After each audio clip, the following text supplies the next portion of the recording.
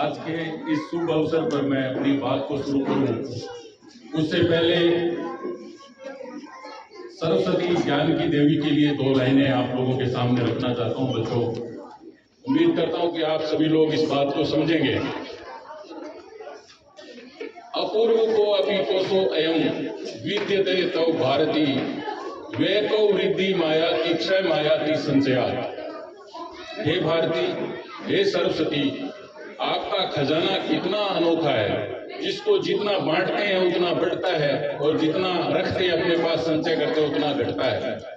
तो आज बसंत पंचमी का दिन है और साथ में सबसे बड़ा पर्व हमारे राष्ट्र का गणतंत्र दिवस के रूप में आज के दिन मनाया जाता है। आज के दिन की अपनी एक महिमा है, आज के दिन की अपनी एक गरिमा है। आज हम बात करने जा रहे हैं भारत की आत्मा के बारे में। भारत की आत्मा हमारे भारत के संविधान में बसती है और आज के दिन 26 जनवरी 1950 को हमारा संविधान मुकम्मल तौर पर लागू किया गया था। इससे पहले 9 दिसंबर 1946 को संविधान सभा का आयोजित किया गया था, संविधान सभा का गठन हुआ था। तब से लेकर आज तक हम 26 नवंबर को संविधान दिवस के रूप में मनाते हैं। इसी के साथ साथ 24 जनवरी 1949 को 284 सदस्यों ने अपने हस्ताक्षर के साथ इसको कलमबद्ध करके और इसको प्रेषित किया था हमारे संविधान को। और आज हम कहें कि भारत की आत्मा हमारे संविधान में बसती है। 26 जनवरी 1950 को आधिकारिक रूप से इसको स्वीकार कर लिया गया था और इसको लागू कर दिया गया था। और इसी खुशी के मौके पे हर साल 26 जनवरी 1950 से लेकर आज तक हमारा भारत देश, हमारा राष्ट्र इसको गणतंत्र दिवस के रूप में मनाते हैं। तो ये हमारे लिए बहुत ही गौरव की बात है। आज का दिन हमें अपार खुशियां देता है कि इस दिन हमने अपने एक संविधान का गठन करके उसको स्वीकार करके एक हमारी रीति और रिवाज और नीतियों के साथ चलना सीख लिया था। आज हमें उनको भी याद करना चाहिए जिनकी वजह से ये स्वतंत्रता की सांस हमने ली। 15 अगस्त 1947 को जिन वीरों ने हमें आजादी दिलवाई, आज उनको भी हमें याद करना जरूरी है। और उनकी आजादी के कारण ही आज हम स्वतंत्र रूप से इस भारत देश में स्वतंत्र होकर जीते हैं, स्वतंत्रता की सांस लेते हैं। अंग्रेजों से जो गुलामी सालों साल हमारी चली, उसमें हमारा जीवन नारकीय जीवन था। हमारे वीर शहीदों ने, हमारे वीर सपूतों ने जान की बाजी लगाकर 15 अगस्त 1947 को हमारे देश को आजाद करवाया था। और उसके बाद ये जरूरत पड़ी कि अब हमारा देश आगे कैसे बढ़े। तब लेके आज तक 1950 24 जनवरी 1949 को 284 सदस्यों की सहमति और हस्ताक्षर के साथ हम सब लोगों ने एक कलमबद्ध किया। और इसके रचयिता आज मैं आप सब लोगों के सामने प्राउड के साथ नाम लेना चाहता हूँ, डॉक्टर भीमराव अंबेडकर, जिन्होंने इसकी रचना की। तो हम सब लोगों को उनके लिए जोरदार तालियां बजानी चाहिए। बच्चों, हमारे संविधान को पूरा करने के लिए जो समय सीमा लगी वो 2 साल 11 महीने और 18 दिन में ये बनकर तैयार हुआ।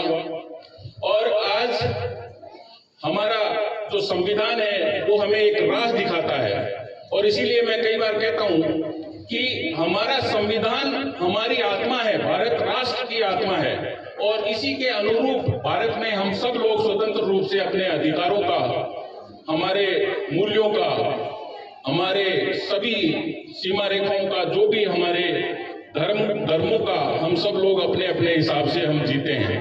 लेकिन इसमें सबसे एक बड़ी बात है और सबसे गौरव की बात है कि हम एक विश्व के सबसे बड़े गणतंत्र के रूप में हैं, डेमोक्रेसी के रूप में। विश्व में हमारे जितना बड़ा डेमोक्रेटिक कोई भी कंट्री नहीं है। तो ये हमारे लिए प्राउड की बात है बच्चों। हमें इसके लिए भी जोरदार तालियां बजानी चाहिए। और आज हम लोग खुशी के साथ इसीलिए मना पा रहे हैं क्योंकि आज संविधान हमारे साथ में है। बच्चों, हमारे डॉक्टर भीमराव अंबेडकर साहब ने कुछ अपने वक्तव्य ऐसे बताए हमें, उनकी बताई हुई कुछ बातों को मैं आपके सामने रखना चाहता हूं। उन्होंने हमें बताया है कि शिक्षा महिलाओं के लिए उतनी ही जरूरी है जितनी कि पुरुषों के लिए। उन्होंने ये भी कहा कि मैं किसी समुदाय की उन्नति उस समुदाय की महिलाओं के शिक्षा के स्तर से मानता हूं या मापता हूं। उन्होंने ये भी हमें बताया, मैं किसी भी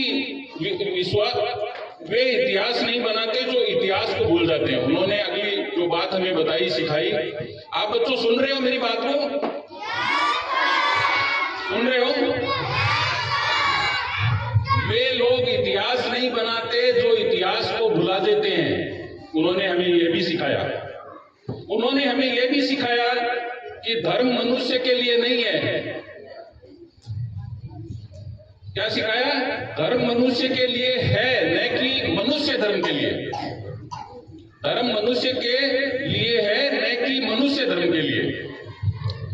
देश के विकास करने के लिए सबसे पहले हमें बुद्धि का विकास करना होगा। सुन रहे बच्चों? देश का विकास कब होगा? जब हमारी बुद्धि का विकास होगा।